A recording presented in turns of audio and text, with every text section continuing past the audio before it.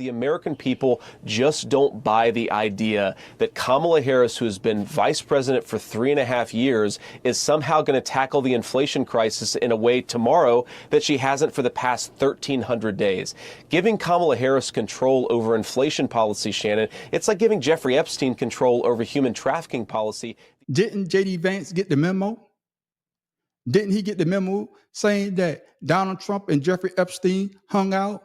Or better yet, they were friends for over 20 years?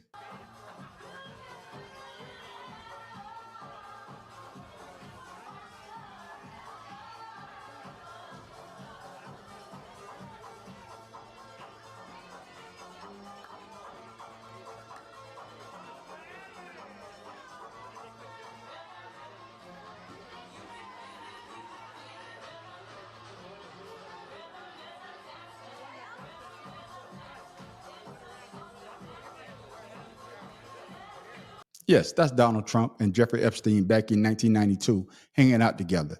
And like I said before, who is advising these candidates? Who the people in the corner saying, man, stay off of that subject? Why would you say that putting Kamala Harris in charge of inflation is like putting Jeffrey Epstein in charge of human trafficking, knowing that the person at the top of your ticket used to hang out with Jeffrey Epstein? We need to go over what you're going to say. It's supposed to have been about the polling situation. This is what we have out from some new polling out of the New York Times. They say Ms. Harris is now leading Mr. Trump among likely voters in Arizona 50-45 and has even edged ahead of Mr. Trump in North Carolina, a state Mr. Trump won 4 years ago, while narrowing his lead significantly in Georgia and Nevada.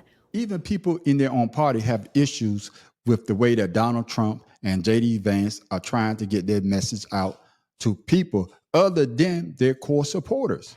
Republicans need to be fighting for suburban women, for college-educated, for independents, for moderate Republicans and conservative Democrats. Mr. Trump so far has largely focused on themes that appeal only to his true believers: childish insults and talk of stolen elections, January 6 political prisoners, and a weaponized justice system.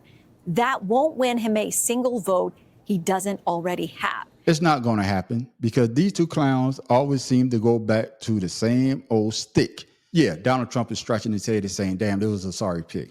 Because J.D. Vance is keep putting his foot in his mouth, and I know he should know better. And like I said before, who is advising these candidates? Who the people in the corner saying, man, stay off of that subject? So let me know down in the comments if you think Donald Trump is having second thoughts for picking J.D. Vance to be his VP pick. The man on the street wants to know.